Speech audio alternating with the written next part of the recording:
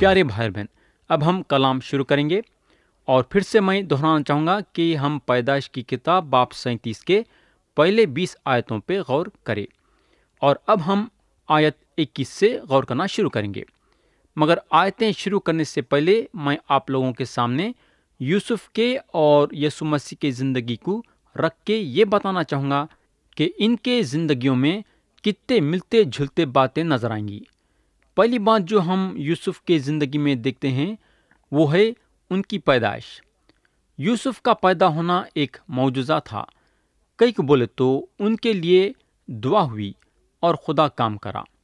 یہ بات کا ثبوت ہم لوگوں کو پیدائش کی کتاب باب 30 اور اس کی آیت 22 میں ملے گا، جہاں لکھا ہوا ہے، اور خدا نے راحیل کو یاد کیا اور خدا نے اس کی سن کر اس کے رحم کو کھولا۔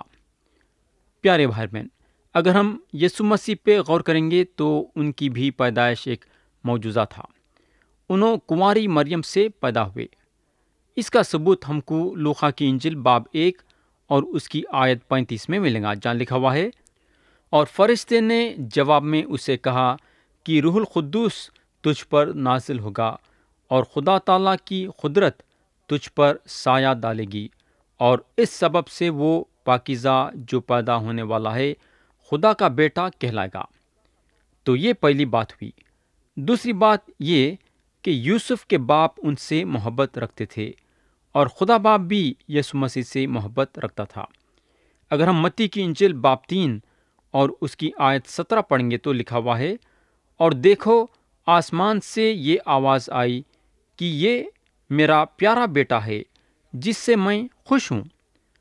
تیسری بات جو ہم دیکھتے ہیں وہ یہ ہے کہ یوسف کے پاس بخالمون خبا تھا، جس کے ذریعے سے یہ معلوم ہوتا تھا کہ انہوں سب سے جدا کیے گئے ہیں۔ یسوع مسیح بھی الگ کیے گئے، یعنی کہ انہوں گنہگاروں سے جدا کیے گئے۔ اگر ہم عبرانیوں کے نام کا خط باب 7 اور اس کی آیت 26 پڑھیں گے تو لکھا ہوا ہے، چنانچہ ایسا ہی سردار کاہن ہمارے لائق بھی تھا، جو پاک اور بیریا اور بے داغ ہو اور گنہگاروں سے جدا اور آسمانوں سے بلند کیا گیا ہو۔ پیارے بھائی بہن، اب چوتھی بات جو ہم دیکھتے ہیں وہ یہ ہے کہ یوسف اپنے بھائیوں کو پیغام دیے کہ انہوں ان لوگوں پہ حکومت کریں گے، اور اگر ہم مسیح پہ غور کریں گے تو انہوں مسیحا کے طور پہ اپنے آپ کو لوگوں کے سامنے ظاہر کرے، اور جیسا یوسف کے بھائیاں یوسف کو دھتکارے ان کے پیغام کے لیے، ویسا لوگاں یسوع مسیح کو دھتکارے بلکہ ان کو صلیب پہ چڑھائے۔ یہ ہوگا۔ اب پانچویں بات ہم یہاں یہ دیکھتے ہیں کہ یوسف کو ان کے باپ یعقوب اپنے بھائیوں کے پاس بھیجائے۔ یوسف کو بولے کہ دیکھو تمہارے بھائیاں کہاں ہیں۔ یسوع مسیح بھی خدا باپ کے ذریعے سے اپنے بھائیوں کے پاس بھیجے گئے۔ انہوں اسرائیل کے کھوئے ہوئے بھیڑوں کے پاس آئے۔ یہ ہوگا۔ اب چھٹویں بات ہم یہاں یہ دیکھ سکتے ہیں کہ یوسف کے بھائی ان سے چڑھتے تھے جبکہ ان کا کوئی قصور نہیں تھا، اور یسوع مسیح سے بھی ان کے بھائیاں چڑھتے تھے جبکہ ان کا قصور نہیں تھا۔ اگر ہم یوحنا کی انجیل باب 15 اور اس کی آیت 25 پڑھیں گے تو لکھا ہوا ہے، لیکن یہ اس لیے ہوا کہ وہ قول پورا ہو جو ان کی شریعت میں لکھا ہے کہ انہوں نے مجھ سے مفت عداوت کی۔ تو پیارے بھائی اور بہن، ہم یوسف کے اور یسوع مسیح کے زندگی پہ غور کریں اور دیکھیں کہ دونوں کے زندگیاں کتنے ملتے جھلتے ہیں۔ تو اب ہم آیت 21 اٹھائیں گے۔ لکھا ہوا ہے، تب روبن نے یہ سن کر اسے ان کے ہاتھوں سے بچایا اور کہا، ہم اس کی جان نہ لیں۔ تو دوست، جب یوسف اپنے بھائیوں کے پاس آ رہے تھے تو ان کے بھائیاں ان کو قتل کرنے کا سوچ رہے تھے۔ ان لوگوں کے دل میں یوسف کے لیے اتنا جلاپا بڑھ گیا تھا کہ ان کی سوچ قتل و عام تک پہنچی۔ اب آپ سوچ سکتے کہ جلاپا انسان کو کتنے حد تک پہنچاتا ہے کہ انسان کے پاس اتنا بھی وقت نہیں رہتا یہ سوچنے کے لیے کہ انہیں کس کا قتل کر رہا ہے اور اس میں کس کا نقصان ہوگا وغیرہ وغیرہ۔ میں یقین کرتا ہوں کہ خدا اگر یہاں یوسف کے بچاؤ کا کام نہیں کرتا تو ان کے بھائیاں ان کو ضرور ختم کر دیتے تھے۔ میں یقین کرتا ہوں کہ خدا روبن کے دل میں یہ بات ڈالا جہاں انہوں اپنے بھائیوں سے بولتے ہیں ہم اس کی جان نہ لیں۔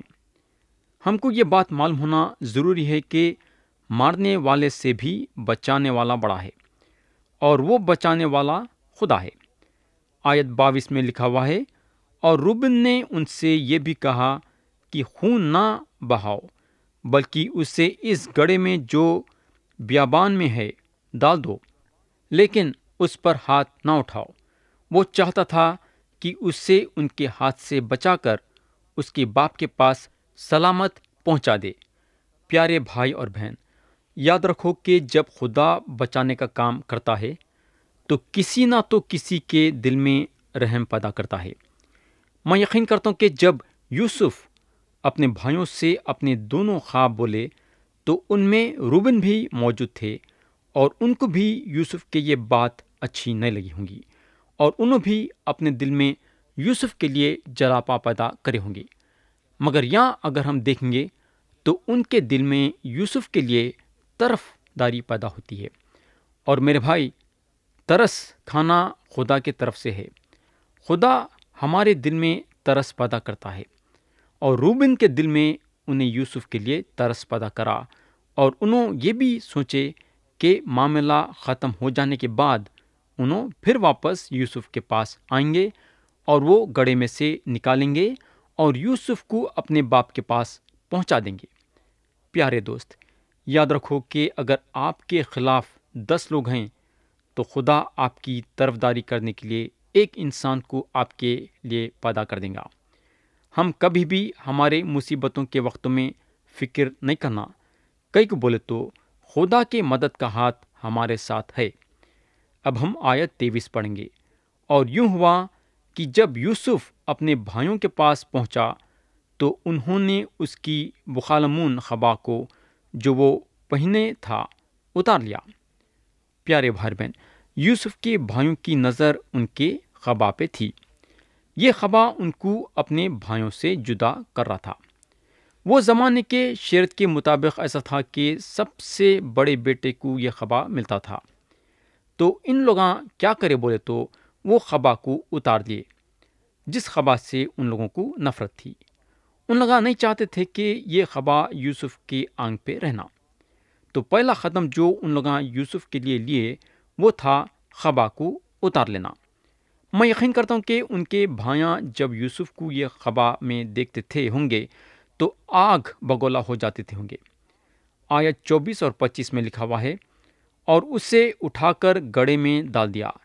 وہ گڑھا سوکھا تھا، اس میں ذرا بھی پانی نہ تھا، اور وہ کھانا کھانے بیٹھے اور آنکھ اٹھائے تو دیکھا کہ اسماعیلیوں کا ایک قافلہ جلیات سے آ رہا ہے، اور گرم مسالے اور روغن نے بلسان اور مور اونٹوں پر لادے ہوئے مصر کو لیے جا رہا ہے۔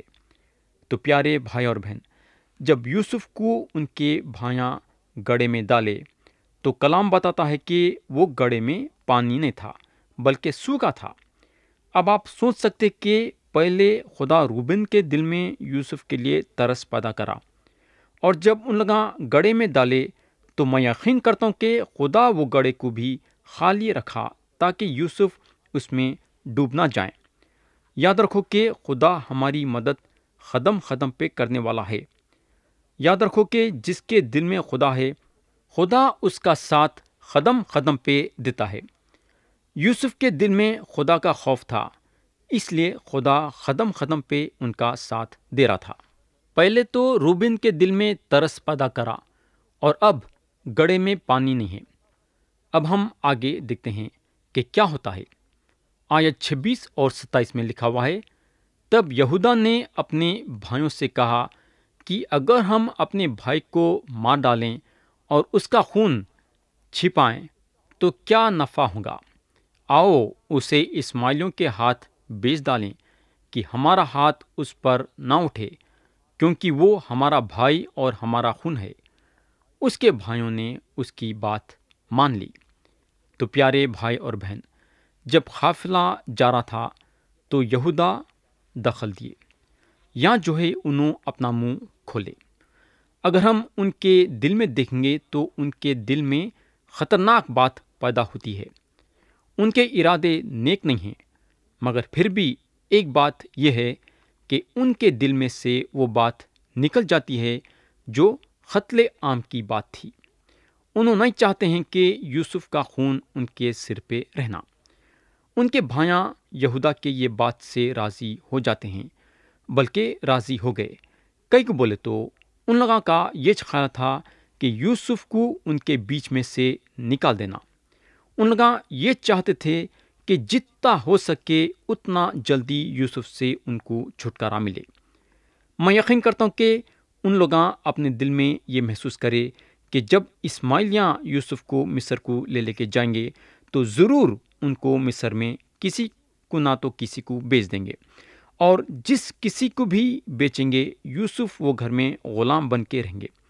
ان لوگوں کو یہ بات سے اطمینان ہو جا رہا تھا کہ چلو کم سے کم یوسف سے چھٹکارا تو ملا۔ پیارے دوست، ہم کو معلوم ہونا چاہیے کہ کئی جگہوں پہ غلامی زندہ موت تھی، یعنی کہ آپ زندہ رہتے تھے مگر آپ کا زندہ رہنا موت کے برابر تھا، یعنی کہ اتنی تکلیف سے زندگی گزرتی تھی۔ مالک جو چاہے اپنے غلام کے ساتھ کرتا تھا۔ زیادہ تر غلامہ جو ہیں اپنے مالک کے گھر میں ستائے جاتے تھے، ان کو اذیت دی جاتی تھی۔ یوسف کے بھائیاں یہ محسوس کرے کہ اگر ایک بار یوسف مصر میں غلام کے حیثیت سے بک جائیں گے تو ان کا پھر واپس گھر کو آنے کا سوال ہی پیدا نہیں ہوتا۔ ان لوگ یوسف کی شکل کو پھر کبھی نہیں دیکھیں گے۔ پیارے دوست، اب آپ سوچ سکتے کہ یوسف کے بھائیوں کے دل میں یوسف کے لیے کتنی کڑواہٹ تھی کہ ان لوگ یوسف کے شکل کو پھر کبھی دیکھنا نہیں چاہتے تھے۔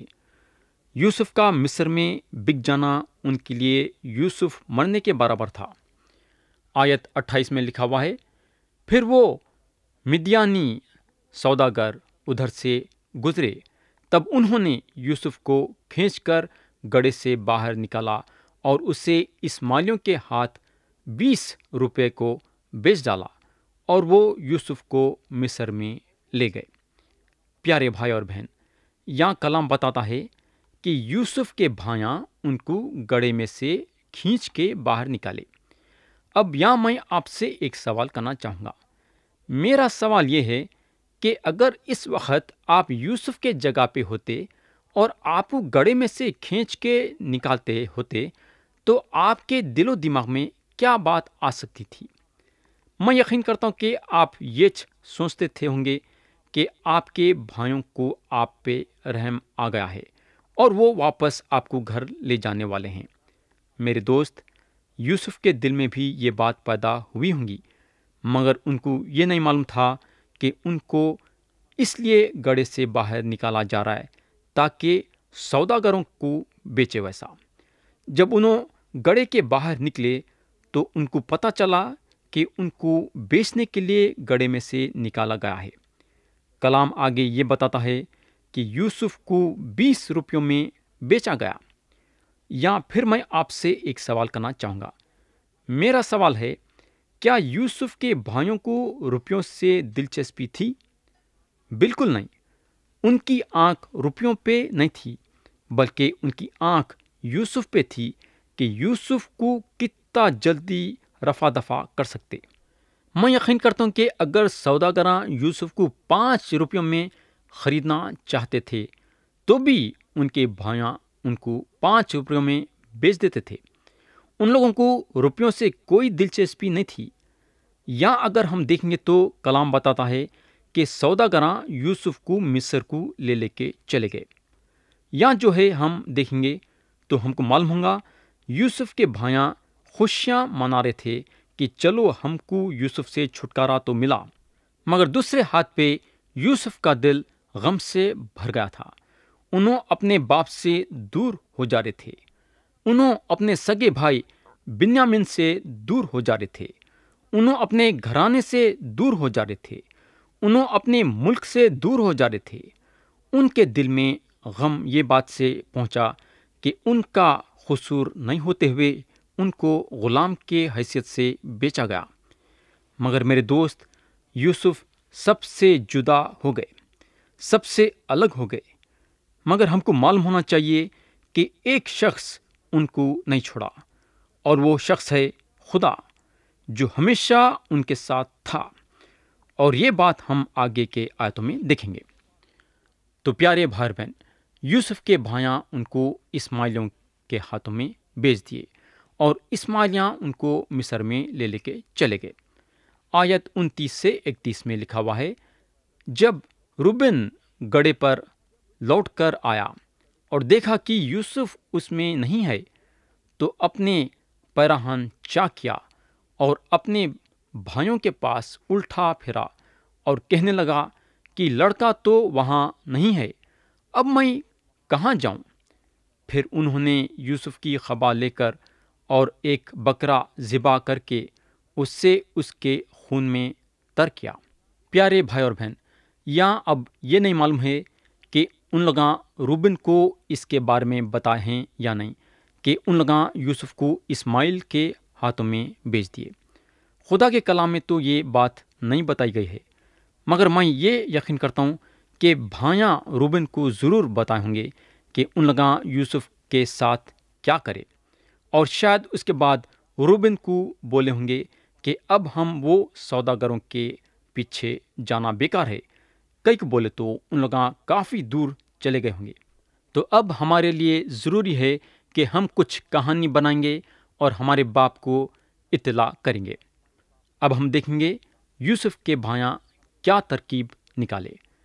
آیت 32 میں لکھا ہوا ہے، اور انہوں نے اس بخالمون خبا کو بھجوا دیا، سو وہ اسے ان کے باپ کے پاس لے آئے اور کہا کہ ہم کو یہ چیز پڑی ملی، اب تو پہچان کہ یہ تیرے بیٹے کی خبا ہے یا نہیں۔